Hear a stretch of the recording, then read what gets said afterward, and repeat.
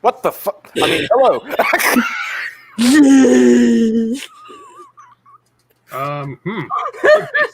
This particular terroristic individual is called the Wolf. Nothing else is known about her. Her actual identity is unknown. Whether or not she is an actual she is unknown. However, she has she in her Twitter bio. If you see this particular individual, any information towards her capture, there will be a reward.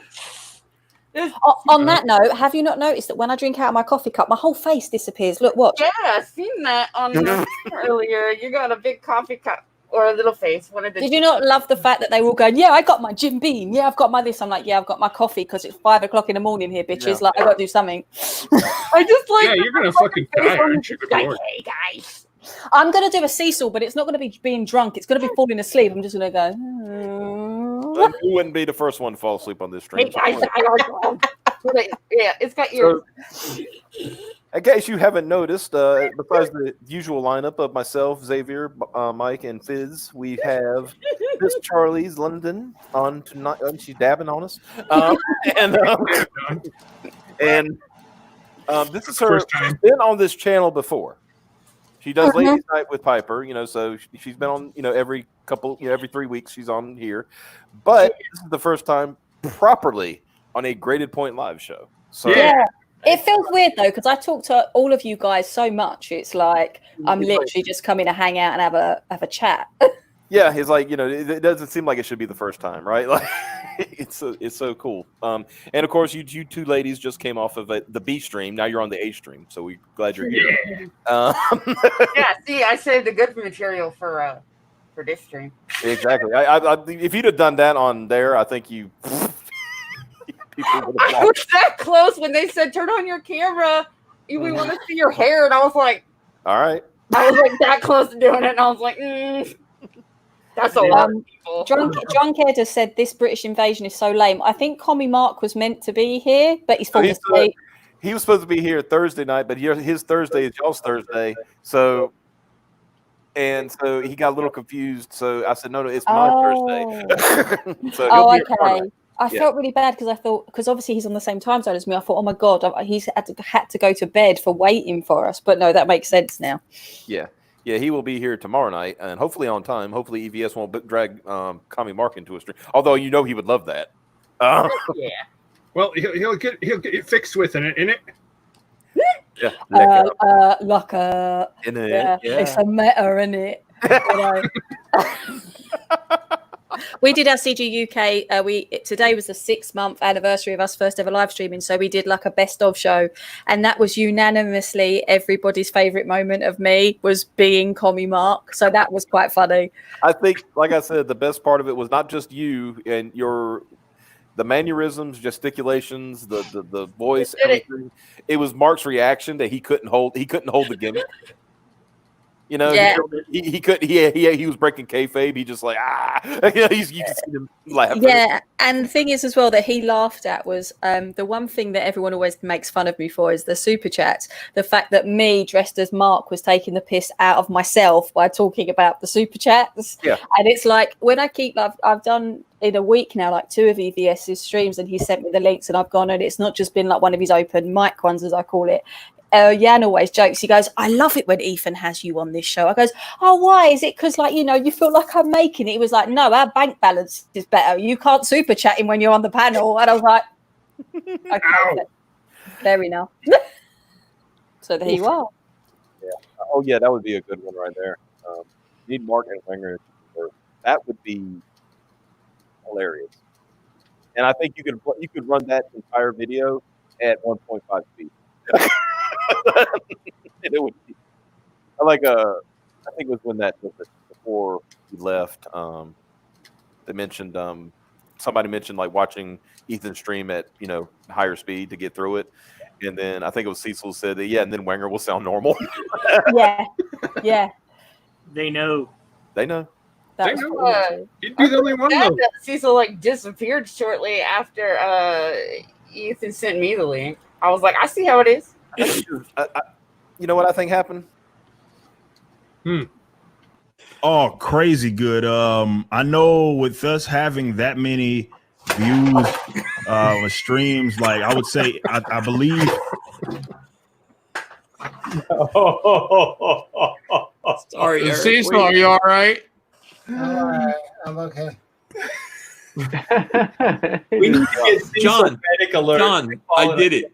I was on it. I know. Solo layout. Thank you. That is what running a successful YouTube channel looks like right there, guys. You got to be on it. That's the difference between successful and Cecil. Shit. Oh, that was great. Do you know, I think he tweeted the next day, I went for a piss and can't work out why my head hurts or something like that. Yeah, well, see, as far as I'm concerned, I adore Cecil. He's like one of my favorite people. But that's karma, because when I got off a stream with you and I was that drunk, I went and got in bed and fell out of it again. So as far as I'm concerned, that's fine. It was so funny. I was sat on the floor, I was like this, and Yan went, "What is wrong with you?" I went, "Cecil broke me." Am I sounding a little low? Am I sounding weird to you guys? No, you sound fine. Quiet. Not to me. Okay. I really like that when I laugh. Like this is pretty much what my face looks like when I'm My favorite time I've ever seen you on this stream. My favorite time I've ever seen you on this stream, Pipes, is when you had all them clothes on. When you were yeah. I feel so bad. I feel so bad now because it was literally like an hour before the stream. I was like, "Caleb, have you got the thing ready?" He said, "Oh, hold on, I'll put it together." And then, he did it. I don't know if you've seen it, but it looks really nice. Yeah, I did. Thank you. And he said, but he wanted to do something different. He said, but we ain't got no time. And now he's like, I would have finished the thumbnail properly. Oh, we're sorry, dude. You know, I mean, we had, it is what it is, right? This would have been perfect actually for that stream where I was like trying to be in the dress code for the hot purge, so I can sell my product. That one. Yeah. Yeah, that would have been a good perfect then. What gang is Piper in? That would be the Bloodhound Gang. I was going to say the Third Street Wolves. Because it's always like got to be a street, right? It's always a gang always has to have a street to it. Well, not always. I mean, it can be named after a liquor, for crying out loud. Well, yeah. I remember back in high school, there was these quote gangs, and I say quote because they were really ineffective. One was called the Junior Mafia, and one was called I forgot. It was another one. There was two. Yeah. It was, and then one guy said that he was going to go start one called the Lynch Mob. And I'm like, oh my god! And no. This is the rap group, not the. Okay. Still. FYI, this is not what you think it is. No, I mean that's what I mean. He's unoriginal. There's already a fucking Lynch Mob. I think it is as per the 90s. Yeah. My gang name was better. Okay, and no, by the way, Berserker, I saw what you said, and no, I'm not going to talk about the Chuck Berry sex tape. That was disgusting. But I know Piper looks like she's always laughing now. I know. I love. I really like this part right here. Do you know what was making me laugh when we was on that stream a minute ago when they were showing the R. Kelly video of when he was singing about coming to America? All I wanted to say was, and I didn't have the guts. All I wanted to say was, when we get off the plane and we're like at Florida Airport or whatever, I want someone from CG to meet me and just sing that. Are you in America? But I didn't have the guts to say it to like 1,400 people. So how many people ask you if you got your shots or whatever? Yeah, did you get your shots? Do you know, it's really funny you say about shots, right? Because my brother went to Brazil and he went to Brazil for 2 weeks. He was going to the Amazon rainforest for 1 day on a tour and he had to have 14 injections. Yes. To go to the rainforest. Mm-hmm. You don't want to catch malaria of all things. That's the nicest thing you can catch. Bot flies are another. Oh, yeah. You know what a bot fly is, Charlize? No. Okay, so what you do is you take a parasitic fly, right? You make it the worst thing you could possibly think of. All right? So what a bot fly does is that it'll lay an egg on you, and then its larva will start burrowing into your skin, and then no matter where it is, Oh, before bursting through your skin as a fully formed botfly. wow. Um, No, ugh. No thanks. So what we're saying is don't go to the Amazon. No. Yeah, because they're a bitch to remove, and the holes they leave in your body are sizable. Oh, because they will go anywhere. Your skull, your arms. Oh, and never mind the fish. The British woman out. What is wrong with you people? Yeah, right. I'm good. I'm good. Although when we were sat here earlier, because we've got the lights on, and you know, like the one thing that attracts the lights is moths, but we've got all the windows closed. There was a bang on the window. Like Jan was still up at this point, and we looked at each other and was like, "What was that?" We looked at the window, and there was this moth, and it had a body about that big, and it was smacking against the glass. And I was like, "Jesus, where have you come from?" It was like, what's that? The fog or something? Remember with all the big animals? I was like, "My God, what's going on?" It was all like, "Give us light, lamp, sister. Give us lamp, sister." Yeah, we've had a few. Yeah, we've had in the house. We've had a few Mothra invasions. They just want to. Hey, you want some prophecies? I'm that Mothman guy. Just let me have some more of that light. Give me some lamp, sister. Sister, give lamp. Oh man, that's an old fucking meme. I'm not after any trouble. I just really want more of this light. Are you doing that Aquafina give? Yeah. Oh yeah. Hey, did you just throw molding at me? That was a favorite line. Okay, real quick before we start talking about like cool projects and things like that. They talked about this, and I'm only going to show one part of this because I really want to dig into this on another show. But y'all were talking earlier about the expose that came out today from Fool about the Whisper Network and has been, and it being exposed for all to see. This one in particular, this one in particular really got me. This is Alex DeCampi saying, "Hey folks, so apparently Richard Meyer's shitty graphic novel Jawbreakers is going to be distributed by Simon & Schuster." And I think that I saw in the chat that apparently that was like the backup plan to Antarctic. Okay. That's what I was reading. When during that, it was like that was going to be the backup plan. I have all those folks on mute for sanity reasons. But if anyone finds out more details on this, please let me know so I can talk to my folks at SNS and try to stop that shit from happening. Those sailed through the weekend blissfully unaware of this. Comics' latest trash fire. For all that's holy, do not go back and Google it. It's not worth it. Just turds being turds. Okay. Yeah. That tweet or whatever post right there. Yeah. The evidence. That is what we call evidence of tortious interference. Yeah, I'd say that would So hold when up. he's done milking Wade, he could come over here and. Well, I think I'm going to refer to I'm going to go get a lawyer's opinion on this real quick. So, what do you think, Nick Rekieta?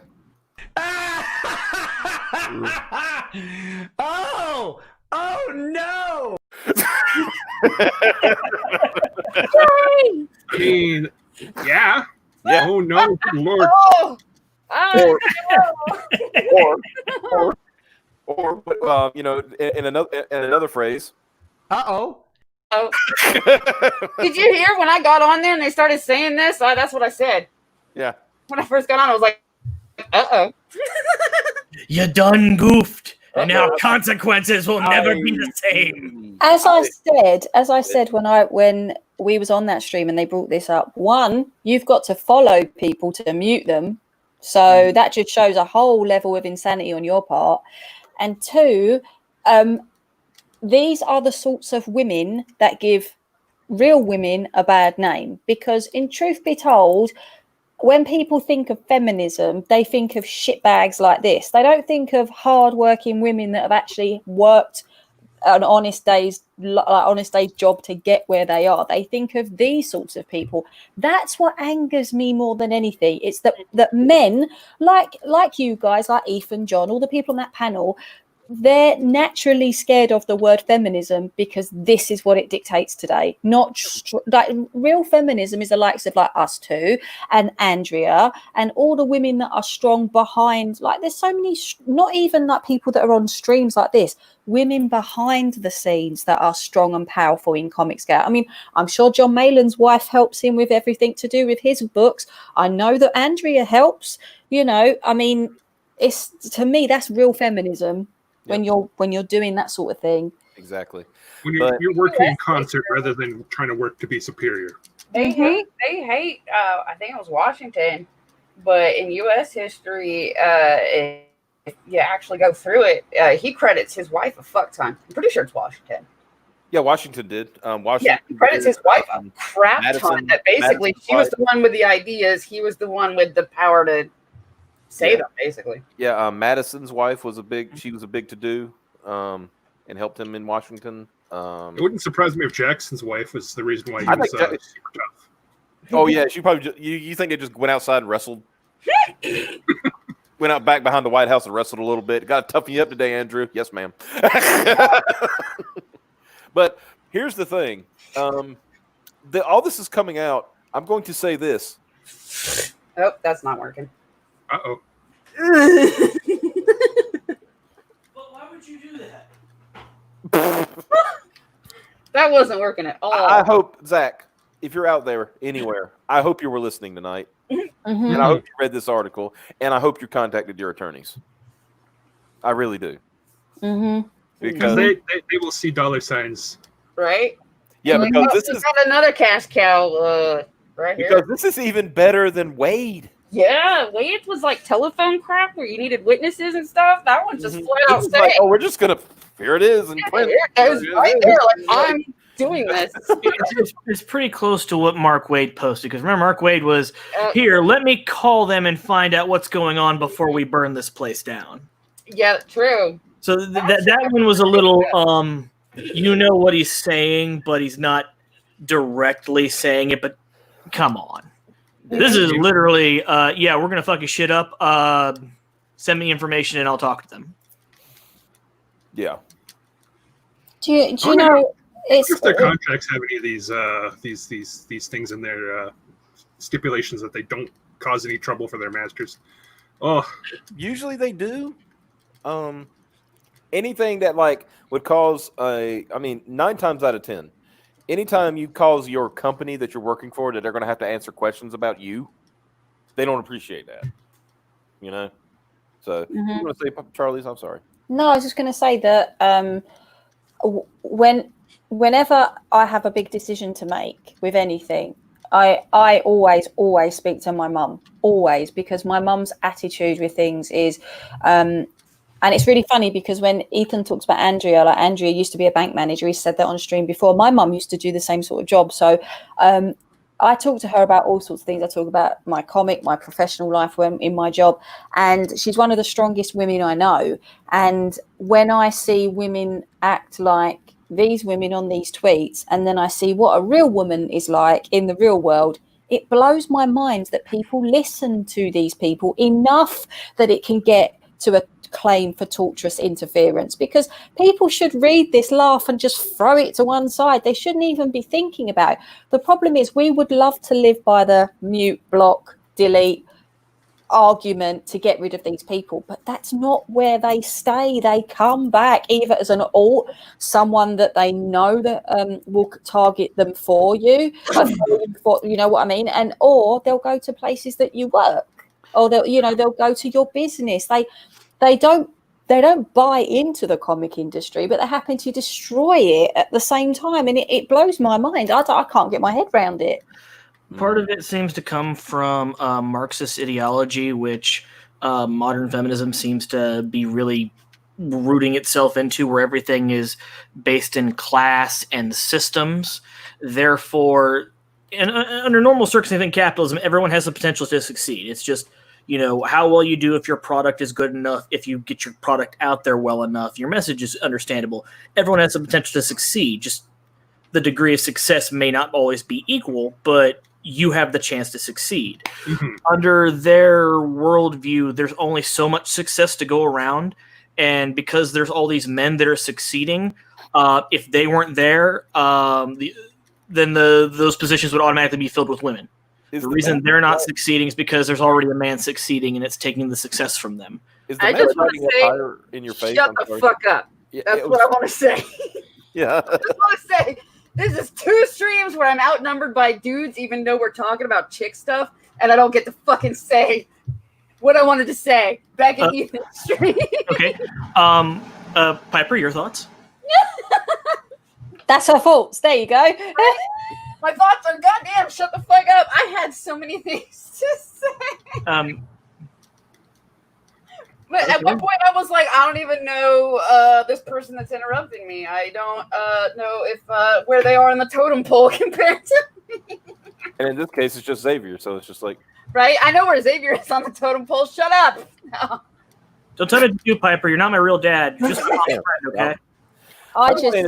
I find it really, really funny that you know, the way that the dynamics of the household are. Like I said about our household here, like I'm just traditional when you talk about financial. Because of the job I do, I'm the breadwinner. But as far as hard jobs go, Jan is an engineer. So you probably wouldn't think that of him because he acts so eccentric and artistic. But he's an engineer. He spends all day like, hard graft. And I'm in before him, the nature of my job.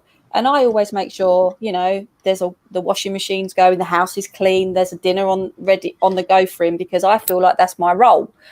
Some women would want to burn me at the stake for that because that's not feminism. But feminism to me is making your home secure and giving you the right principles to do it, not, you know, burning your bra and claiming that you don't need a man and all this stuff.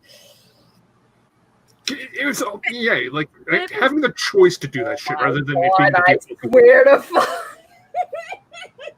go ahead. I muted him. Feminism to me, at least modern feminism, is saying fuck you, I can do it myself. And what these so-called feminists are doing is fuck you, we're gonna cry till you do it for us. Yes, this is my point. Exactly. I'd accuse you of patriarchy and why can't I be in comics? I mean, I don't have any talent, but I've got titties. That must be why. That must be why I'm not making it in comics. Let me in comics, you guys. Yeah, if it weren't for all these men, you'd already be in there. And, right? And I'm just like, no, actual feminism is going, I got this. I got this. To me, that's feminism. Well, you know, there's a kind of a discussion about feminism in the chat going on right now. But the way I've always looked at it is like, I mean, I'll never claim feminism just because of what it's become and what what they're called. Yeah, the word's become a bad word because it's been associated with nothing but bad people. Yeah. I appreciate the word egalitarian. Because I think that's a better word for what we want. You know, what everybody should want is equality. You know, I am a firm believer that if a woman does the same job as a man, they should get paid the same wage. And for the most part, that is true. No matter what people try to say, the wage gap is because they'll say, well, women make that. I said, well, women don't. There are not as many women CEOs as there are men. That's why that's where there's a pay disparity in that case. Well, it's also that the exact same job and the exact same hours. It is against the law already. In fact, there's tons of laws that are already in place that they keep saying that they're going to make into laws. Like, no, that exists already. You've also got the most, a lot of the highest earning professions in the United States are also the most dangerous, and those are almost entirely men. Yeah, and not because the women aren't allowed to, because it's because they don't fucking want to. I've yet to see. I mean, I'm sure they exist somewhere, but I've yet to see a female trash collector. We've got them here. I was gonna say We've got them seen here. some in my time, but yeah, it is definitely they're outnumbered for sure. But my profession's probably the only one that I can think of off the top of my head where the men and women get paid the same, but the women are vastly outnumber the men. Yep. I think that's got to be true. There you go. Women are underrepresented in oil rigs, garbage trucks, underwater welding. Well, they don't want to do those jobs. They want the nice posh jobs. Yeah. If only there was some sort of Equal Pay Act of 1963, right? Yeah. Whole Yeah, thing is there an you go. earnings gap, and they mistake the one for the other Look, all the here's- time. Here's Yeah. equality for you. Here's equality for you. These are my cans of drink. They are gin and tonic in a can, right? Yeah. It's empty. I haven't drunk it. Somebody drank it before he went to bed. That's equality for you. Drink my drinks, why don't you? Yeah. Um, You didn't do what my friend. It's a good thing you didn't do what my friend did. What's that? I tell this story. I've told this story on stream before, but I don't think you've ever heard this one. Go on then. He was he's like my best friend in the world, and he's always been a good guy. He tries to look out for people, all that good stuff. And there was this kid in his neighborhood. I think at the time he said I was like at the time he was like 21, and this kid was like 15, right? And he just wanted to so he had a place to go in the afternoon where he wouldn't get in trouble and stuff. You can come over to the house, you can play video games, stuff like that. He said just his only rule was don't make a mess. And put my games back up where they belong, right? So he goes, and for a while it was fine, nothing happened, it was cool, Well, one day he went off, and he come back and Mountain Dew cans everywhere, tilted over, he wasn't even standing up, his video games were sitting, and these were disc games at the time. They were sitting on the table with no cupcakes or anything like that. oh no. And all that stuff. He was looking. He came in. He saw that. He said he didn't say a word to the guy. He walked past him, went over to where his bed was, where he had a machete, and he pointed at him and said, "We need to talk." Oh, I've got a great story to do with, like you say, about gaming. Many years ago, there's 11 years between my brother and I. So when I was at university, he was in secondary school, as you call it, high school, and he was going through that thing of being a bit of a shit. But he wasn't naughty. He just did stupid things. Like he was just an idiot, and he always got pulled out for it.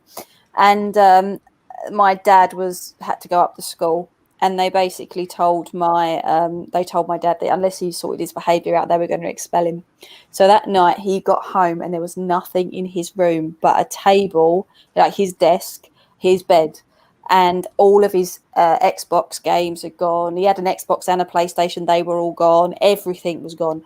So he said, "What have you done?" And my dad went, "If you're going to act like you're going to prison, I'm going to treat you like you're going to prison." Oof. So every single week, my dad went up to the school, and for every good report my brother got, something went back in his room. But my dad was smart. He didn't give my brother back the controllers or the batteries or the cables until the very, very last day of the end of the summer term. So my brother had to look at all this stuff in his room and knew he couldn't do anything with it. Oh, brutal. It worked, though. It worked. It worked, yeah. Mm-hmm. Let's take a look at this comic here from Statistical Zero. Love it. This is Barrett Lee Piper's Battle with the Spider. A retelling. I guess you went to the spider's house or something, because now you're a tiny Piper. No, that's my bathroom. That's about the scale. Well, you're that size in your bathroom? Yeah, yes, pretty much. I love it. But let's be for real. And, of course, I've told the story. Everybody knows my feelings on spiders, that they have as long as they don't violate the non-aggression protocol, they're fine. Yeah, I'm pretty much the same here. But in this case, they broke the non-aggression protocol because you actually have a spider bite. Yeah, and the spider is still missing. Spider fucking violated the neutral zone. I've got a massive spider in my It's on the bathroom. run. Do you want me to go get it and show you? No. Oh, okay. We have a protocol here. You ever heard of the non-aggression protocol? Yes. Okay, so that's usually what anarcho-capitalists and things like that. But my non-aggression protocol is the spiders can stay on the ceiling. Oh, this isn't a real spider. Don't worry. They are fine on the ceiling. See, I don't like them on the ceiling because I can't reach them. Well, I can. So it can drop anywhere. I got a low ceiling upstairs, so I'm not too worried about that. But my thing with they are allowed on the ceiling and they can catch all the flies they want and do bugs, whatever. They're good, you know. But if I start to seeing them descend from the ceiling, they are in violation of the non-aggression protocol, and then there's going to be hands thrown. Yeah, and after I scream like a child, I'm going to kill it. I don't particularly mind them. We don't really have spiders over here that bite, which I think is the reason why my attitude is the way it is. But the spider that we have in the bathroom is not a real one. Do you remember Lucas the spider? The spider that there was the big sensation on YouTube, and they made a plushie. They made a plushie, and I bought him, and he sits literally on the top of the plugs in our bathroom, so he looks like he's a spider getting into the bath. Jan doesn't like it because he thinks I'm a weirdo for having a toy spider in the bathroom, but we've got a cuddly Yoda on the bed, so yeah, whatever. Hey, Vanessa. I'm glad Optimus follows the Geneva Convention for spiders. Mine is more lenient. Mine is, you're cool if you just stay the fuck away from everybody and everything. Don't touch my stuff. If you're in the corner, you're good. You're fine. You know why spiders go on white walls and things, don't you? You know the story behind that? They go on there so other spiders can see them. So it's for mating. So if you don't ever see them on white in your home, you know that there's no other spiders in your home, because they only do it when they know there's a spider around to try to mate with them. Yeah, that just makes my entire apartment even worse. So if you're a spider on a white wall, you're on Spider Tinder? Yeah, you're like, hey, come get some. See, I got a black jumper on, so I'm just pretending to be a spider. There you go. Hello, I see you got 8 legs there. What time do they open? We're gonna get that. Probably. From Little Ol for $2, I think that's European. €2. €2. Good morning, Sam. Much love from Europe. Will we appreciate it? I guess we're kind of. Yeah, I mean, no, not kind of. Yeah, we're still. It's still really late for you guys. It'll be, depending where in Europe, it will be anywhere between 6:32 and 7:32 a.m. because it's 5:32 here.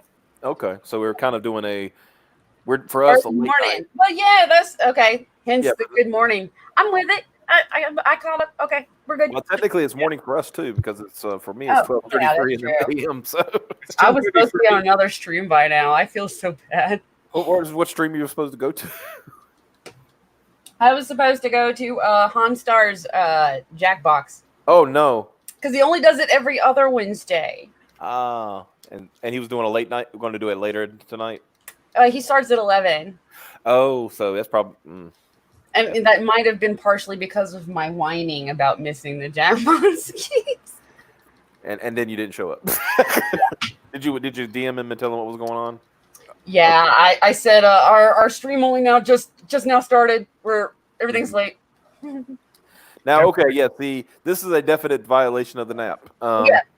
A spider crawled in my ear canal once. Strike first, strike hard, no mercy. Exactly. That's nuclear war. That you're getting you're getting the football at that point and punching in the codes, because that's. I have so many terrible spider stories. Spider has entered the neutral zone. They are in violation of treaty.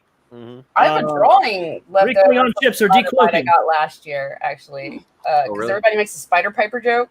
Mm-hmm. Because I don't know, every summer I get some kind of nasty, funky spider bite. Yeah, one that just extra freaking takes forever to heal or whatever. Yeah. And so I did draw a Spider Piper last year. I'm not sure where that's at though. I've never had any bad bites like that. I think the worst thing that's happened to me in like lumps and bumps and things is about 3 years ago. I was cooking pasta and I was looking after my godchildren, and they had a little dog as well. And the dog was running around my legs, and I was trying to get rid of this dog. And we had one of these pasta pots where you can take the inside out, and it's like got the colander and that in it. And I picked it up, and the dog went around my legs, and I tried to kick it away, and the hot water went all down my legs. And I had like blisters that were like the size of a boiled egg on my leg, and I had to go and have them like dealt with properly. And the guy actually the surgeon actually said to me at the hospital, he said, if that had been sauce, you would have needed a skin graft, because it would have been like 2nd-degree burns. And like, I kid you not, There's no scars on my leg. I don't know how I managed to achieve that one, but there's not a single scar. And he reckons the only reason that I didn't scar was because I took my trousers off straight away and went straight in the shower and just dunked myself in cold water. And he reckons that was the only thing that saved me from getting scars all over myself. Yeah, they say cold water. The immediate Not ice. Yeah, no, not ice. No. But immediately cold water. Yeah, Is, you don't want to go in super hardcore. if you go too cold, you're gonna actually cause it to be worse. And you should always remove like the clothing, because if it sticks to you, you will take your skin off with it. That's what they say. Because my mom's had a problem one time. She was like, she had a heating pad, and the heating pad somehow got around her hand, and then got turned all the way up to the highest setting. Ooh. And she woke up and she had this huge blister, and it was full of fluid. And she was like, and she said, "What do I do?" I said, "Well, I'm going to take you to your doctor, right?" I took her to the doctor, and she says, "Like, what do I do?" And he said, "I'll show you what to do." He goes, grabs a scalpel, pop. Oh. He said, now go put some cream on it. And he put some cream on it. He said, gave her a prescription for it. And he said, that's what you'll do for about a week, and you'll be okay. But it burned her bad, because I remember it, like, because it was kind of funny, but it wasn't, because we didn't realize how bad it was. Because I got up early because I had to go. I was helping Dad with a job. I forgot what it was, but it was important. He needed me that morning. He really did need me to help him that morning. And I was getting ready to get in the truck, and all of a sudden I hear her call my name, and I said, "What's wrong?" And she said, "I burned myself." And I said, "Hold on." I told my dad, I said, "Hold on." And of course, he didn't realize how bad it was. I just said, "Hold on," and was walking back, and all I heard was, "I will be damned." Blah, blah, blah, blah, blah. Oh. He was getting mad because he didn't know it was a bad thing. And then I waved him over, and then he came over, and he saw what it was. He said, "Oh, okay. Well, never mind then." So. But not good at all. But yeah, she got better. She recovered. It was fine. Piper, why are you holding your mouth so tight? What's up? Spider stuff. Oh, you're like, bleh. Spider stuff. Did I tell you about the dude who was with spiders? Like, he got a spider down his what do you call it, coveralls? While he was working one day. Yeah. They were basically, from what I understand, they were installing some sewer line or something like that. Dude was in his coveralls, and a spider apparently got down his coveralls, and he felt it, and he freaked him out so much. And we're in the middle of a town. We're in the middle of a city. He strips down every strip of clothes. He got his underwear, everything, nothing on but his socks, and started running down the highway. What? And the guy who was like the guy who was running the crew, he looked at, he said, "What the hell is going on?" The guy said, apparently he had a spider. He just went back to work. He's like, "Man, whatever, he'll come back." Save me, Tom Cruise! Use your magic to save me! I think the best one was my friend, the same friend who like pointed the machete at the other guy. He one day was under a house, and he was doing, like, they were having to dig out a footing, which is I'll explain that another day. But he was digging, and all of a sudden a snake just started crawling right across his hand. Oh. A snake? Yeah, a snake. And it was a moccasin. I'm lucky because I'm stupid, so I don't know which snakes to be afraid of. So it was a water moccasin, not one you want to. Yeah, I know. And he looked at it, and it looked at him, and he looked at him, and he's like,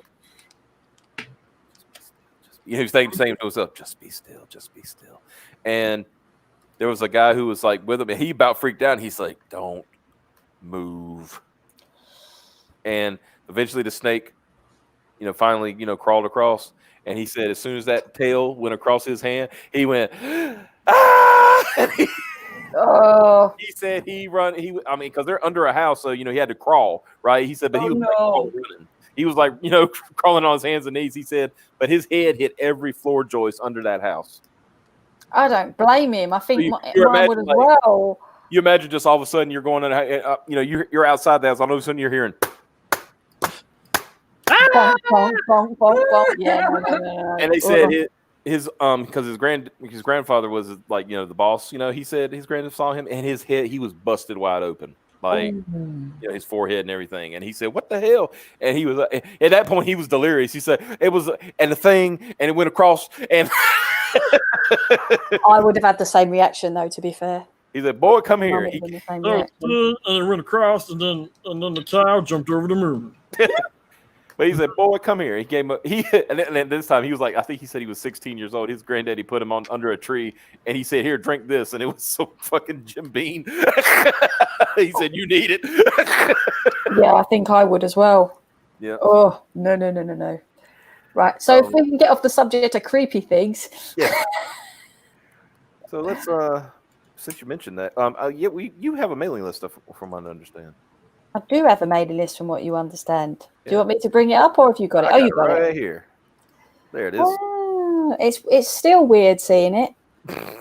It's still weird seeing it. It's like I feel like I've been talking the talk for a long time now. I've got to walk the walk, haven't I? Mm-hmm. So yeah, it is nice though. I mean, I've got some really amazing people that have put things together. I've got Vinny on there. I've got Donald as well. Ascension Cinema did my trailer. He is working on something quite interesting at the moment. We're trying to see if we can animate the Donald cover. Oh. So at the moment, it looks like we're trying to get the rain to move. So it'd be quite cool if we can actually get that to work. He's incredible. So I'm sure that if he can't get it to work for my trailer, for my mailing list, he will get it. He will do something spectacular for my when my comic actually launches. Mm-hmm. And just to point out to everybody that this is an official, officially by the Charlie Chaplin estate. This is fully officially licensed and everything like that. This is not, this ain't just like, oh, I'm just doing a fan project. No, she's got the full permission, the full rights, and everything.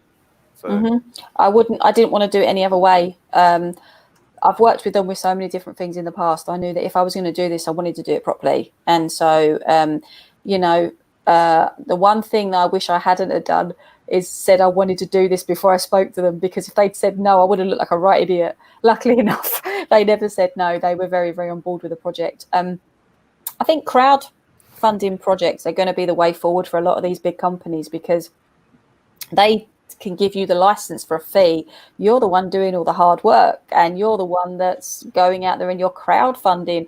And if the campaign isn't successful, whatever it is, and you have to refund the money, or the money goes back because a campaign doesn't get fulfilled, it hasn't cost them anything, and it's not technically cost you anything. It's an idea, it's a venture, and especially with the way that the market is at the moment, I do think we're going to see a lot more of these IPs suddenly finding themselves on places like Indiegogo. Mm-hmm. I've said because most of us here came from the Gamergate days, and that was when crowdfunding for video games started. And if in the last few years you've had like crowdfunding for things like Shenmue 3 and things like that, and for those bigger companies, I mean, Shenmue, that's a Sega property. Of course, it's good. It could be funded anytime they want it, right? But the reason they're doing it, they did it was to gauge interest. Mm-hmm. So, if they could make $3 million right off the top on this, then hey, why not go for it? You know what I mean? So it was that's kind of like what's going on here. I mean, obviously smaller scale, but your audio's cutting, chopping. My audio was chopping. Yeah, you're better now. Oh, because I was switching between screens. That was probably what was doing that. But yeah, so that's what that's kind of what I'm getting at. Like smaller, I shouldn't say smaller, but companies like you were talking about are going to go this route, and then they can find somebody like yourself who is willing to shoulder it. Because even though they're sponsor, they're basically giving the go-K on it. It's on you to do it. So it kind of takes the the risk away from them, but it gives the reward to you. Yeah, and this is why when you see these things like the article and that we were talking about before, and as Piper said, women that have moaned, which is the reason why they've got their positions. I've worked so hard to get this. I've worked so hard to build my channel, to be known within the community, to be respected, that people know that this is not a con artist coming along claiming that they're doing these things. I've done everything everyone in CG has said to me to do. I've tried to do it to the best of my ability. And I think that you know, that's another reason why it's so important to me this succeeds, because it is really, really a passion project. It's totally where my heart and soul is. Yeah. And that's the big thing. Like, you have a absolute passion for what you're doing here. Not many people, you know, some people, I'm not saying, you know, some people just like, hey, I'm doing a book, you know, yeah, whatever, you know, kind of thing. You know, you've been hyping this for the longest time. You know, this is something you've wanted to do. This is something you wanted to bring, and you wanted to bring it to the Comicsgate community because, you know, obviously you like it, you know. We're pretty cool people. Yeah, pretty cool. We fight aliens. Don't afraid of anything. Yeah, and I think it's, you know, there's so much. The thing that I think is interesting is CG is evolving. And what I mean by that is I think that the negativity that it felt it had in the beginning because of certain shock factors that happened, I think as it goes on and there's a lot more of these, you know, massively huge reputable campaigns are coming out of this, and it's not just something that's a flash in the pan to cause controversy and so on. The more it goes on, the more people they're gonna lose that perception they have of it, because they're not going to see any evidence of it. This is the thing, is that they're going to see projects like this come out of there, Peregrine come out of there, Cyberfrog come out of there, you know, Graveyard Shift, all the other ones as well, and they're going to go, well, there's nothing hateful in these books. There's no hate speech or political agenda or, you know, subliminal messaging or anything. They're just good books. I know how that could go. They could just say that he looks like Hitler, therefore he is Hitler. Yeah, but, you know, whatever. They're gonna get away with that with Chaplin, though. No, they can't. I'm just shitposting effectively. The good thing, but if that's they tried, they're putting nails in their own coffin at that point. And the thing is as well with this is that just goes again to show that these people don't do their homework, because Chaplin first wore that moustache in 1914. Hitler didn't wear that moustache till 1920, 1921. So who copied who?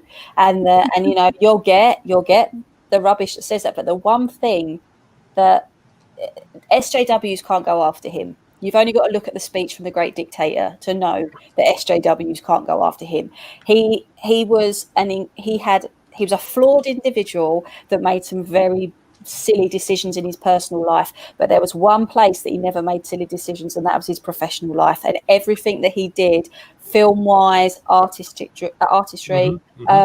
the way that he revolutionized the film industry, they can't touch that.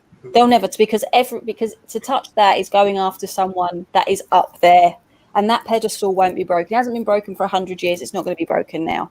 Mm-hmm. I think this is true. Mm-hmm. I haven't seen any other biography. I've had people that I won't name that have said to me, you know, they don't think this is going to succeed because it's too niche.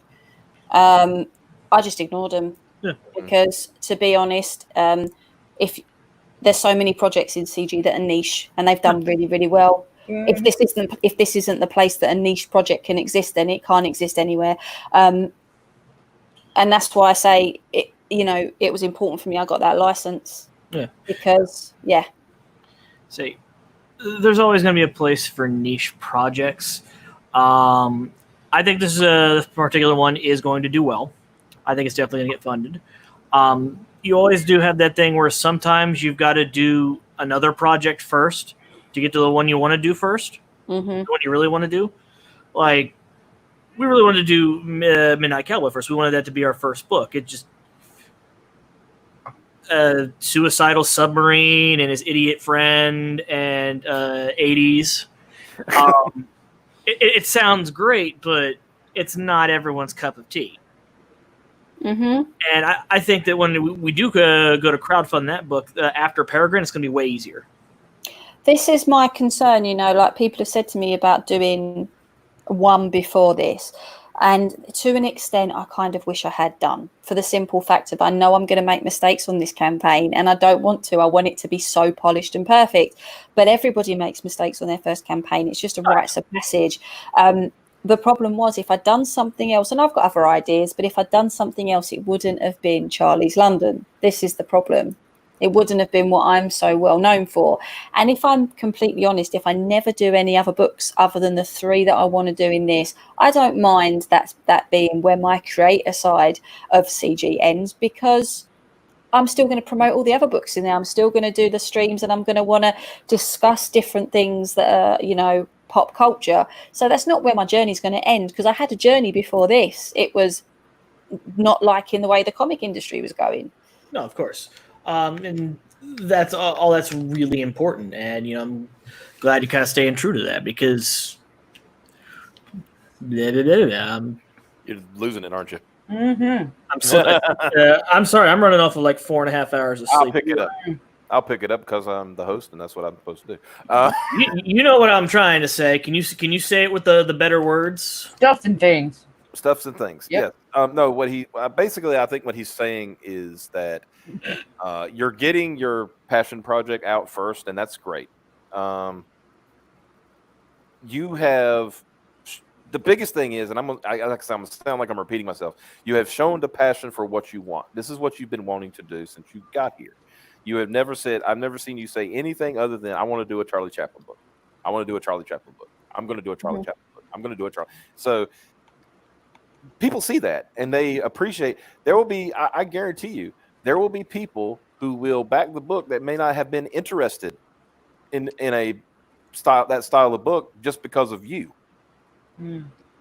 Because they see, they see the passion that you're carrying, And Berserker has a question. As long as you don't have 6-inch margins on page or Ziploc packaging, you should be fine. Just please make sure to center the art, and you'll be good.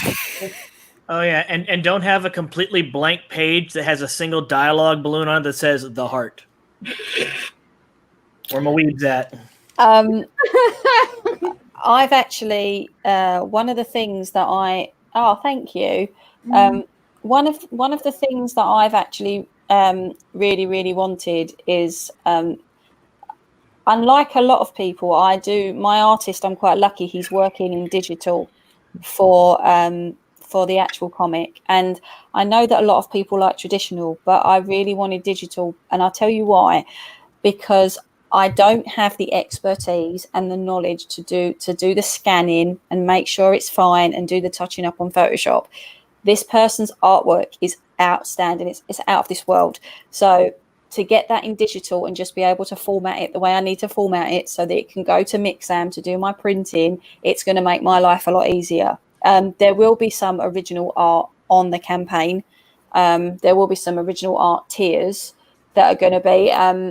There's quite a famous. The end of the book is he returns to London in 1921. There's a very, very famous picture of him surrounded by a crowd, and I think one of the things I am going to do is like have the traditional one that a lot of CG projects do is have yourself drawn into the crowd, these sorts of things. But I'm still playing around with my tiers. I'm still thinking about what I'm going to do. At last, after all this, I have become Charlie's London. Oh, that's very nice. Just Caleb's messing around, but yeah, but it's still, it's like, what's the meme on that, guys? At last, something like, I guess it was we joke, it was like, I guess it was a peregrine wings of the falcon all along, or something like that, So I quite like that though. All along. Yeah. He's also given us the code name for Peregrine 2, and that is Beak of the Eagle. Beak of the Eagle. We said no. You said no. Why did you say no? Beak of the Eagle? We don't have no eagles. I know, I was being silly. We ain't got no eagles. Got no damn eagles. That's the working title for Peregrine 2 right now, is Peregrine 2, Beak of the Eagle. We just know that the last line needs to be no. They're Peregrine 2. Huh? I'm going to get you to share my screen really, really quickly. I showed this earlier on CG UK stream. So I'm going to happily show it to... Oh, where is it? Can you see it? Oh, Caleb did it. There we go. So that is there we go. That is a piece of art by Chubb from Mary Boys. That's going to be a print. This obviously it's a lot longer, and there's going to be some like text and stuff on it. But that's a print that he has created for me. It is not digital; it's hand drawn. It's ink washed. So I think he's scanned it already, and it's going to be. He's going to add some sepia tones digitally, but that's going to be one of the prints on the campaign. And I think it's stunning. I mean, if you think about the covers I've already got, and then you think about I've got that, I'm very, very lucky. Very, very lucky, I think. So it is. That's an example of what I'm talking about right there. Mm-hmm. Yeah, and that's, you know what, that's the most amazing thing that I want, because I want to be able to appeal to the people that have read the books and know. And, you know, there's people coming out of the woodwork that know so much about him and can't wait for the book. One of the people that I remember speaking to really, really early in when this project, I dropped the idea that I wanted it, and I started doing the videos on my YouTube channel. One of the people that reached out to me was Tweeter Trash, who knows so much and has all of the DVDs, and was like saying, yeah, it was because of this and and all these different points that I'd made in my videos. And I was like, that's what I'm talking about. I'm talking about reaching to people who you just wouldn't have thought, because you, not because of any other reason than you haven't engaged with them about things. So it's nice. Wings to Falcon. Two wings, two Falcon. 2 weeks, 2 Falcon, like, you know, Too Fast, Too Furious. So, yeah. Peregrine 3, Tokyo Drift.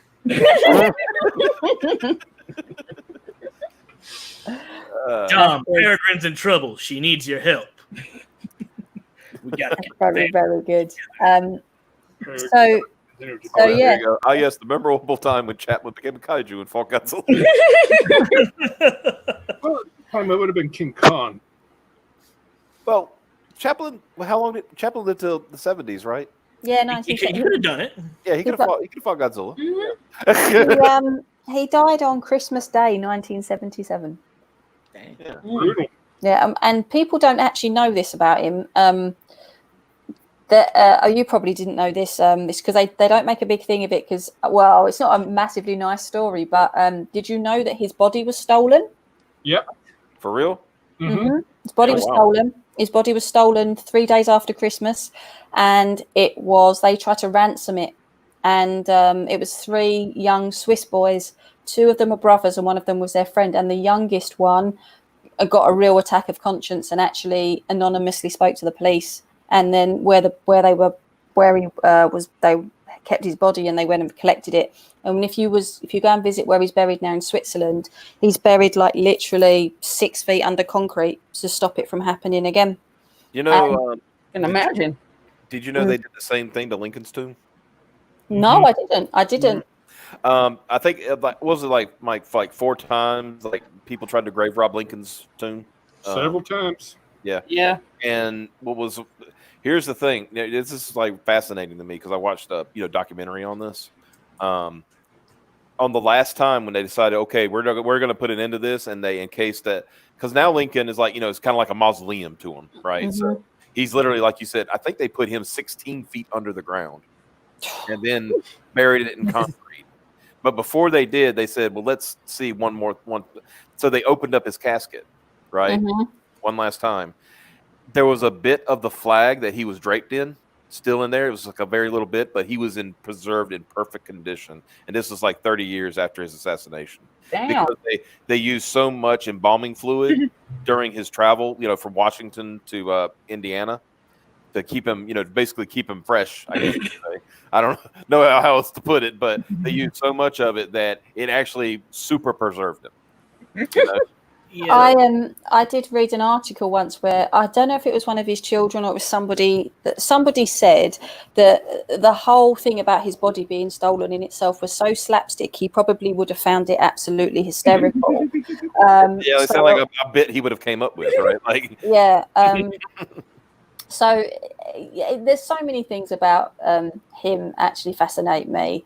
So I can't wait to do some more with this project because Only Yeah. part of his story is Illinois. getting told. Only part of his story is getting told in the first book. I mean, if it is successful enough that there is a second one, the 20s and the 30s is where all the scandal and the salacious stuff is, and all the things. I mean, his second wife, when he got divorced, she literally, it was the first big sensationalist, all in the press divorce of this one said this one. It was really, really scandalous to the point that, you know, so the story goes, he went into the courtroom with jet black hair, and then the weeks the trial went on, came out and he was completely white because of the stress. He had a breakdown. And while he was actually while he was doing that, he was filming a film called The Circus, and he, you know, he was at trial on the Friday. He went in to see the set and make sure everything was okay to start filming on the Monday. Went home and got a phone call that the big top, because it was all filmed in an actual big top, had burnt down. And at the same time that burnt down, that same sort of week, his mum died. The court case with his second wife was going to pieces. It looked like she was going to get a lot off of him, and that was all in like a space of a month. And if you read his autobiography, nowhere in his autobiography is that sliver of that period mentioned, which is a shame, because the film The Circus is amazing. It's one of his, in my opinion, one of his greatest films. There's an actual bit where he's on a tightrope and he's got monkeys jumping all over him and he's trying to, you know, go along the tightrope. It's really iconic, but it's almost completely he wiped it from his own personal history. Well, that's funny, because, you know, they, you know, psychologically we try to, you know, in extreme trauma we try to block out, you know. It sounds like he not only did he block it out, he just pretended like he never did it, right? So, even though there was like video proof and all that stuff, you know. So yeah, I mean, his autobiography has been criticized because he doesn't talk about the creative process of the filmmaking. He doesn't talk about people like Stan Laurel and Buster Keaton and Harold Lloyd. But there was a reason for this. It wasn't at all because he was trying to steal the limelight for himself. He really believed when he wrote his that's the one, The Circus. When he wrote his autobiography in 1964, he was still blacklisted from America. The Cold War was still in its height. He had it would be another 12 years before he'd even get acknowledged. And he literally didn't want to write about anybody because he was scared that his name being tied to them could do more damage than good. And he also didn't write about the creative process of his filmmaking because he genuinely thought people would find it boring. If they knew how these things were done, the magic would no longer exist. Well, you know, I always look at it like this. You know, some people find, you know, especially in their given career, they think, oh, this is just mundane stuff, you know. So maybe that's what he was thinking. Like, this is just mundane stuff. Nobody cares. People would have really cared about knowing that part of him, you know. So, and Mike's on the ball tonight. He's just finding all kinds of stuff. Yeah. So, oh yeah, that's a good question. Oh, not that one. So you complete the story in one issue or leave room for more? Well, you said you wanted to do up to 3, right? Yeah. So the plan is the first. The actual story starts in 1952. So he's just completed the filming of Limelight and he goes to London to premiere it. Now, he never premiered his films in London. He always premiered them in America. So that in itself was a very strange move. So he premieres it in London, and it's while he's in London that he found out that if he was going to return to America, he had to go up in front of the Court of Un-American Activities to prove he wasn't a communist. And he basically said, I'm not doing that. I've paid my taxes for 40 years. I'm not doing that. The whole premise of this was because he wouldn't take American citizenship. And that's what the American press jumped on. And he was the sort of person, as a lot of celebrities are now, they tell you what they want you to know, but not necessarily always the truth. And unfortunately, he did do that as well, because what he did was he didn't tell them honestly, the reason I'm not giving up my my British citizenship is I actually want them to make me Sir Charlie Chaplin. I want to be knighted by the king. And you can't do that if you give up your British citizenship. You can't do it at all. So he fell on his own sword there, because I think if he'd been honest, it would have saved him a lot of issues.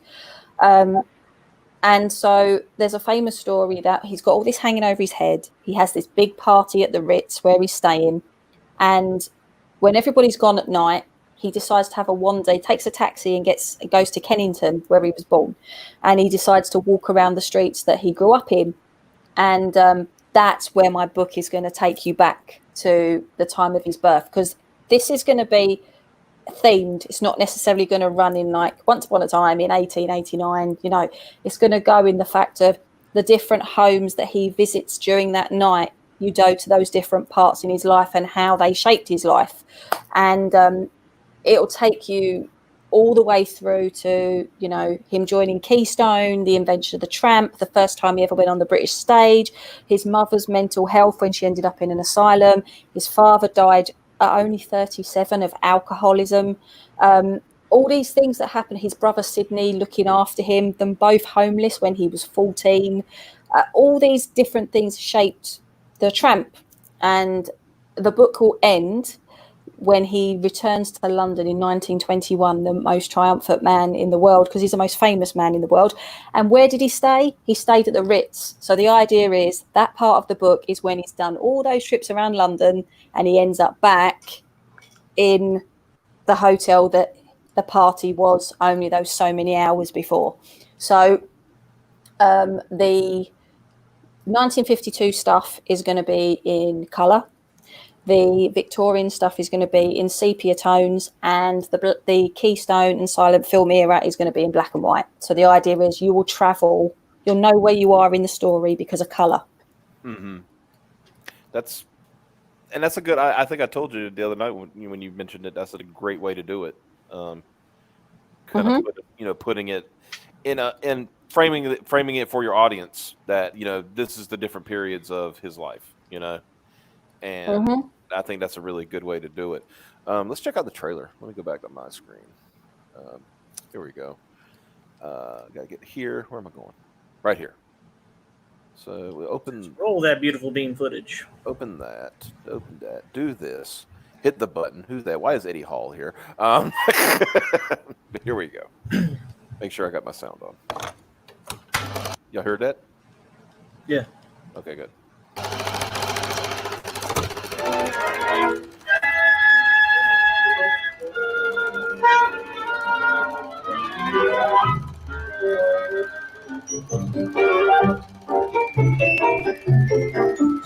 Charlie Chaplin is an icon of movie history, but few know the story of the man behind the actor. Join us for this unique comic experience, officially licensed by the Chaplin estate. As we go back to the Victorian streets of South London and discover his difficult childhood that helped to shape his most famous character, the Little Tramp.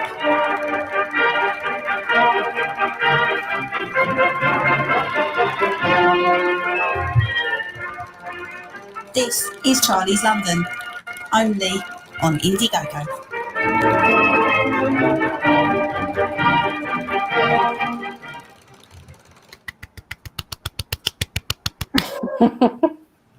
Yes. A very tiny clip. I think it was done very, very well. And I didn't even know Ascension Cinema was making that trailer. He literally DM'd me one day and went, I put something together. I'm wanting to know if you can do some like vocals for it. And I said, okay. And the only thing I don't like about that trailer is I just sound like a 5-year-old, because I think I naturally sound like I just sound like, I don't know.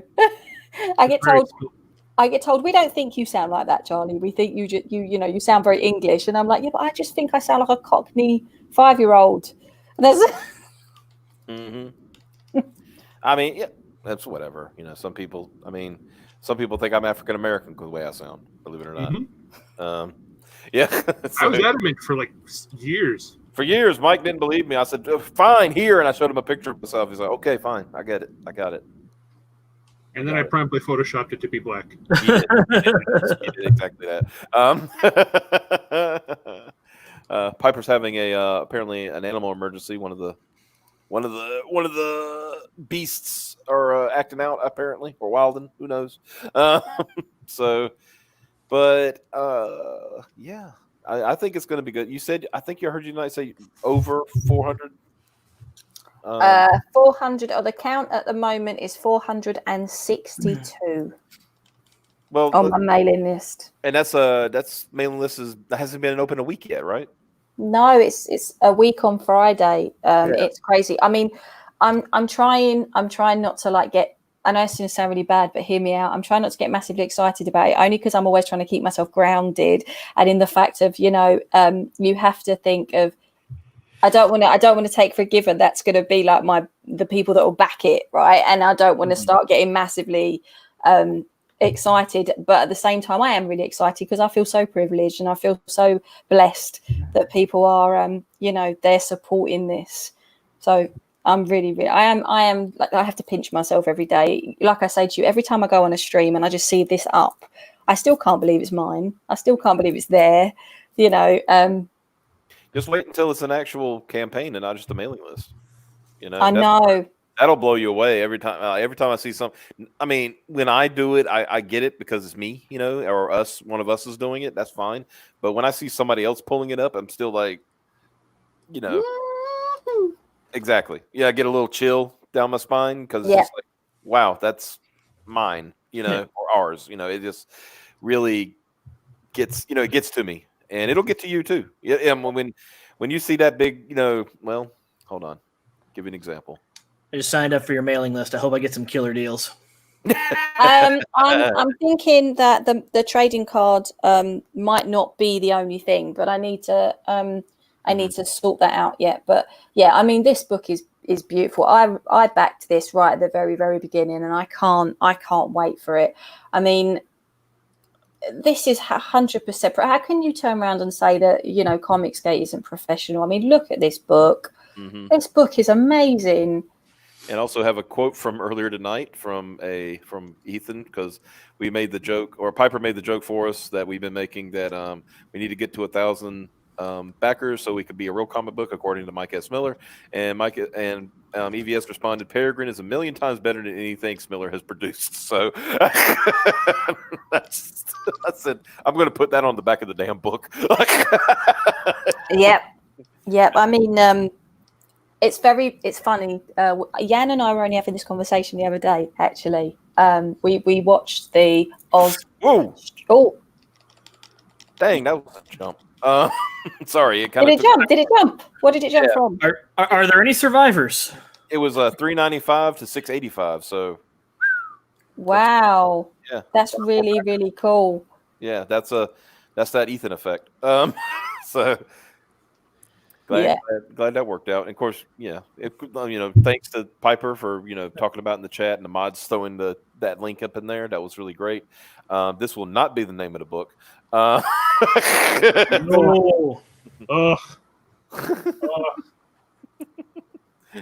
Definitely not. That is. We appreciate everything that everybody does for us, but if you definitely keep those links circulating. We're so close to 1,000 backers. I just want to hit that number. Yeah. Let's see if I can bring this up. Hold on, let me get the link for it. Have you seen the CG tracker of Charlie's? I've seen this before. Yeah, I think so. This is a pretty cool site. It's basically the road to 10 million. Mm-hmm. Remember that was the early. The first of the year, like let's get to 10 million kind of thing. Right? This was before the COOF. Yeah, and of course we see what's number one. That's a given, kind of thing. Yeah. But what really gets me is this 14th. It really humbles me every time I see it. But then I also why won't it pass Dragon Guard? Well, it's getting there. We've been paid. I keep chasing Dragon Guard. Why won't it?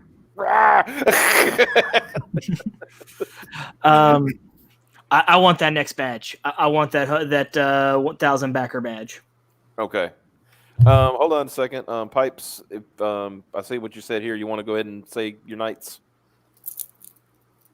Night, Piper. I guess I could turn the mic on instead of typing it. Sorry everybody. I got a critter problem, emergency, sick critter. I'm gonna have to go early.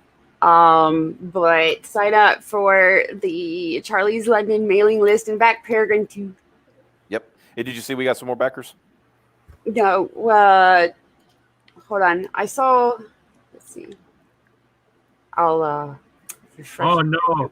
Oh shit! No, Wayne.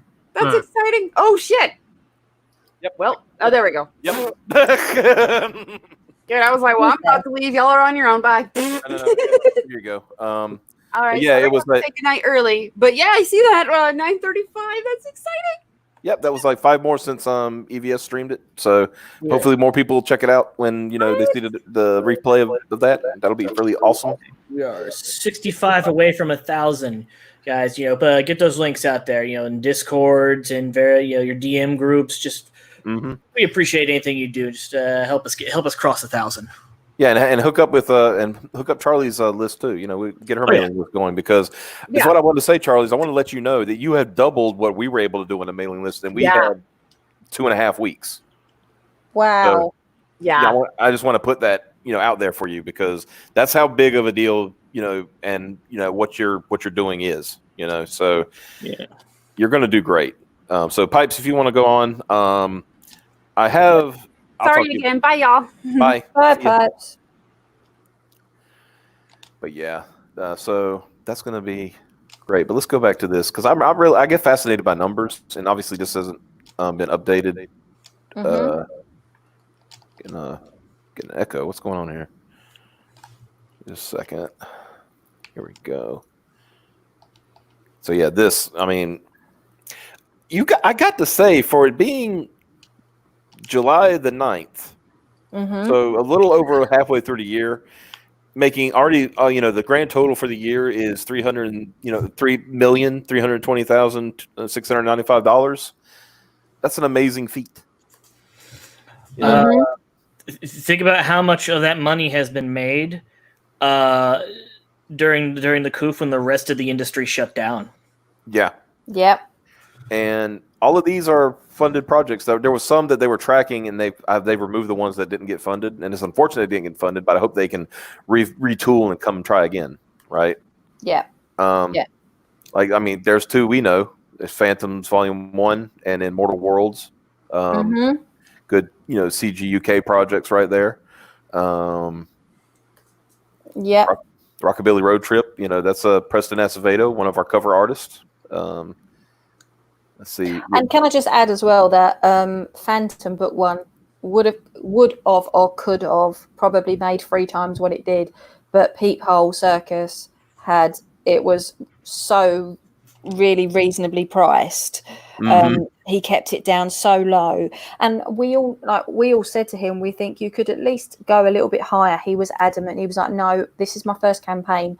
I actually want to make this really, really, really ridiculously affordable, so that when people see the quality and the caliber of my work, they won't mind investing a little bit more in the next project. And I thought that was pretty smart, quite daring, really, but pretty smart at the same time.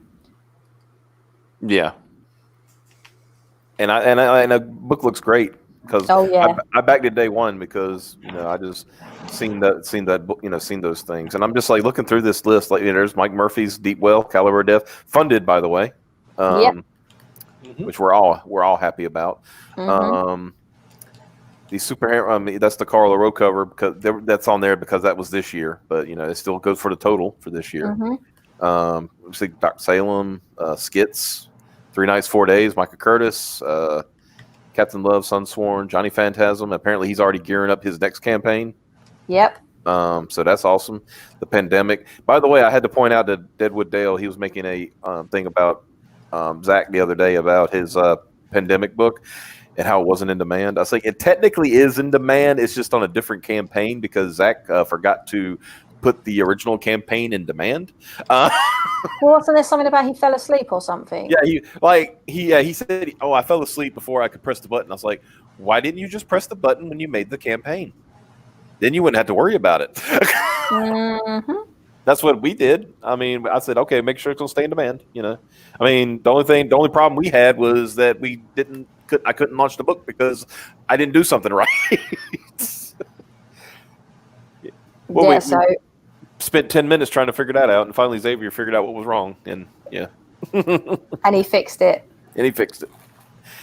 And Ooh, that was a heck of a day. So how did you figure out what was wrong with it? There was one thing that we needed to actually not. I thought it was like a thing you typed in what your what was it again? Your God bless, what's it called? It was the, Category. And I typed in comics because it lets you type it in, but no, they don't want you to type it in. They want you to select something. And guess what? Comics is not an option on Indiegogo. Nope. No, I saw this. Yeah. I've seen this. It's you have to put it under like romance or action or stuff like that, don't you? Or like literature or something. Yeah. And Xavier found one that was appropriate. And I said, yeah, just that one. Fine. Books. Fine. What was it? Books. Just books. Yeah. Books. Yeah. And we had a trending thing at one point too. One of those trending badges. Oh yeah. Yeah. That was really cool. I think I remember that actually. I think you showed me. Yeah. That was really awesome. Or we have 6 Gun Gorilla, Big Gun Down. I mean, I'm just amazing. Lost Pages. These guys, I mean, they blew their other campaign out of the water. You know, the Zaid boys are doing great. Yeah, and that book looks really, really awesome. Mm-hmm. You got Replicator, a few other books here. But yeah, like just the fact that we're sitting right there and like at the upper end blows me away. I never thought I would have been happy in this area. Yeah. I would have been very happy in this area. But being here, I can't explain how humbled I am. Mm-hmm. And the big thing, let's see, open this up. This is what Xavier's talking about. These are the badges, right? And the badges is like 100% funded, 200% funded, make over 25K. This is the next one we want. We want this one. We want the home run. We want the 1K backers. Oh wow.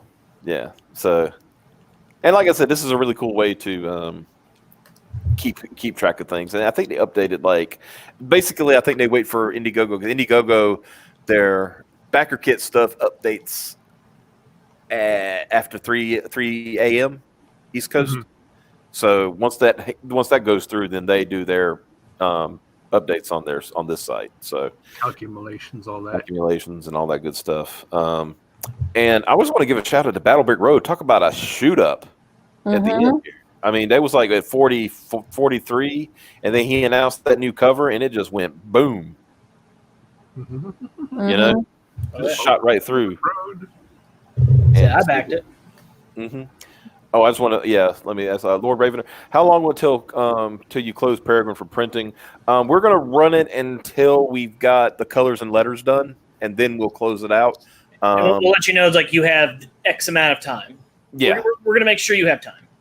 Yeah, we're shooting for September-ish, October-ish, because we wanted to do this early. We gave ourselves a year to make it, but we would like to do it earlier than that. So, but we were gonna, we also don't want to rush it. Farrah's a really good colorist, and you don't want to rush, good stuff like that. So, screw it all up. Yeah, exactly. The Rockafort cover did it. That new cover with the Tin Man and the Scarecrow on Battle Brick Road is amazing. Play the new trailer, because that new trailer is amazing. Okay, I'll just go to his campaign then. Let me bring it up over here. Yeah, his trailer is done by Ascension Cinema as well. His new one. Mm-hmm. So he's definitely making an impact. Yeah, because I think he pointed out. I think how do you do this? Eric Weathers. Yeah, there you go. This is what I'm talking about when I say not everybody can have the success of like Ethan or Zach, but you look at what Eric Weathers has done. These are just his projects, not counting the money he's made by lettering, right? Mm-hmm. But just this, you're looking at over $100,000. So, but yeah, let's look at this trailer. I think I saw this, but it won't hurt to see it again.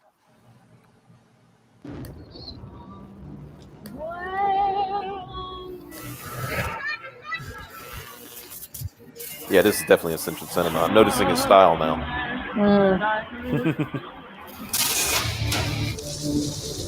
There we go. Welcome to Oz.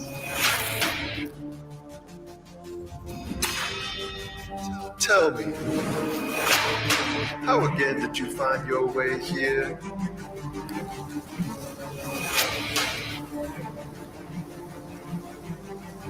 No need to worry.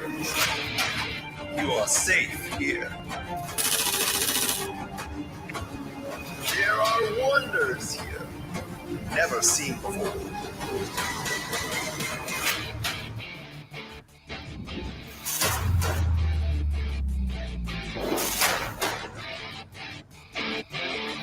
You thought you could escape me?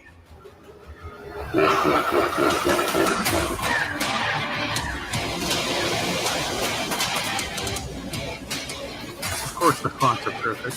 Mm-hmm.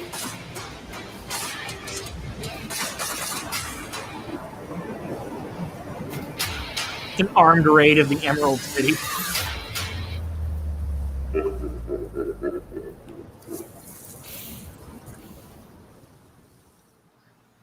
Thea Gale has grown up in a world brought to its knees by drought and monstrous dust storms. Now, a message from her long-lost father will set her on a path through an exotic land. Along with her trusty sidekick Toto, she must befriend a ragtag group of outcasts to endure the many challenges along the way. Battlebrick Road Operation Zephyr is a 52-page graphic novel in the first volume in a 4-part series. From artificial intelligence to genetic manipulation, Battlebrick Road brings an original and multi-layered story to the familiar backdrop of Oz. Back it today and help bring to life this apocalyptically fresh take on the classic American fairy tale. Only on Indiegogo. That's that new cover right there. Mm-hmm. Yeah, that looks good. Let's see if he's got it down here. Here you go. No. So he has got it, yeah. He's got to scroll down.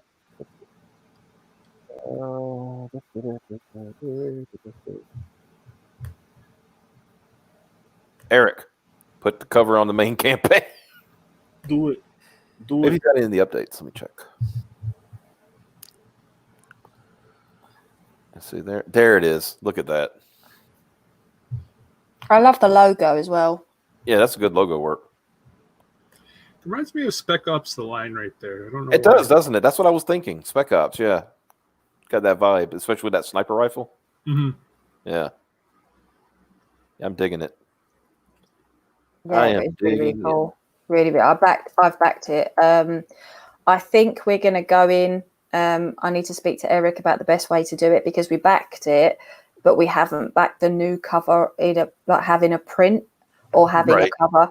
So I'm going to say to him, like, how can I do that without having to refund? Is there a way I can just go in and sort of add something onto my order or something? So I'm going to speak to him. He might just tell me to refund and do it again, which is fine. I just don't like playing around with people's figures like that. Yeah. Well, Do you know what I mean? This is really cool. They got a pre-launch page too. Mm. Oh, I didn't know that either. I didn't either. Yeah.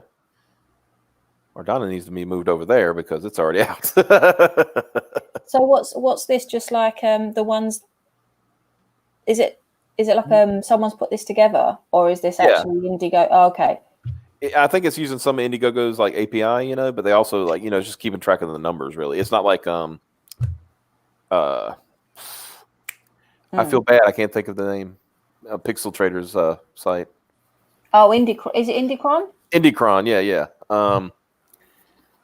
I think Ardonna should be up here. Let me take a look. Oh, we know that guy, Kim Il-sung. Yeah, right. He'll be on tomorrow night. Yeah, I don't see. Yeah, somebody better inform. Got to inform this guy that some of these are already out. I don't know. I think Grave Robbers hasn't started yet. I'm just kind of looking. It'd be nice if he put your book in the coming soon. Yeah, that'd be cool. I mean, the thing is my mailing list has been up for less than a week, and also the book's not due to the 16th of October. Mm-hmm. So there's still quite a way to go yet. Yeah. Oh, I see. That's pretty cool what they did here. Nice. Yeah, like I said, I like the way they put it together. You know, it's basically it's just a fancy spreadsheet, but it's still cool. You know. Yeah. I like that as well. I think it's really, really good. It's a really good way to see all the figures and stuff. Yeah. Let's see, Right. Yeah, we've done a lot tonight. We have. And I don't want to keep you keep you going too much longer because you know. I mean, I don't know. Okay, If let me show you this. What do you think it is, Charlie's? Can you explain this historical significance of this?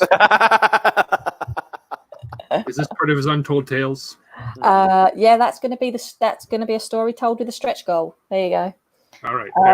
There we go. Oh man, Predator playing back those recordings of audio he's heard to be all creepy, but it's a silent film. Like, well, this is useless. Someone did actually say to me the other day, why don't you do a silent film version so that you get the comic but with no captions, like caption cards but like no dialogue? And I was like, that's gonna be a whole comic in itself of more formatting. So I'm not quite sure how that's gonna work. I would say one caption at the beginning of the page and then just the action. Yeah. Yeah. But yeah, so guys, thanks so much for tuning in tonight. Links are in the description below. Obviously, go check out Charlie's London's mailing list for the Charlie's London book coming up. Sign up; you'll get some cool swag coming up. Like she said, the trading card isn't the only thing. She's just trying to think of something else to do. So, yes, guys, thank y'all so much. We appreciate you showing up. Go down the mailing us for that. Bag Peregrine.